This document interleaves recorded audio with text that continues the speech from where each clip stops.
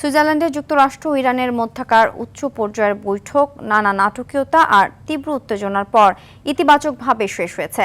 Donald ট্রাম্পের সামরিক হামলার হুমকি এবং ইরানের তীব্র প্রতিবাদের মুখে আলোচনা স্থবির হলেও মধ্যস্থতাকারী দেশগুলোর রাতভর প্রচেষ্টায় বড় অগ্রগতি হয়েছে।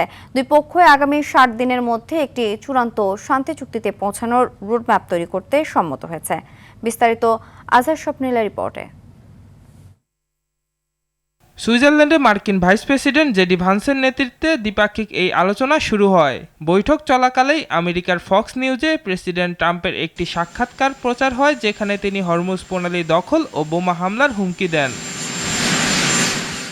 চলমান বৈঠকের মধ্যে ট্রাম্পের এমন হুমকিতে ক্ষুব্ধ হয়ে ইরানের প্রতিনিধি দল একে ওয়াশিংটনের চরম হতাশার বহিঃপ্রকাশ বলে নিন্দা জানায়। তবে কাতার ও পাকিস্তানের কূটনৈতিক তৎপরতায় শেষ পর্যন্ত দুই পক্ষই একটি উচ্চ পর্যায়ে তদারকি কমিটি গঠনে রাজি হয়েছে।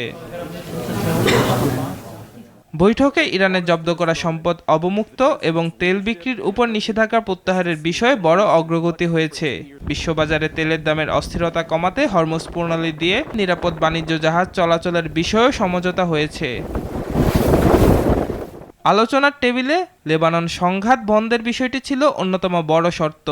ইরান ও মার্কিন প্রতিনিধি দল লেবাননে সামরিক অভিযান বন্ধ এবং অনাকাঙ্ক্ষিত সংঘর্ষ এড়াতে একটি বিশেষ ডিকনফ্লিকশন সেল গঠনে একমত হয়েছেন।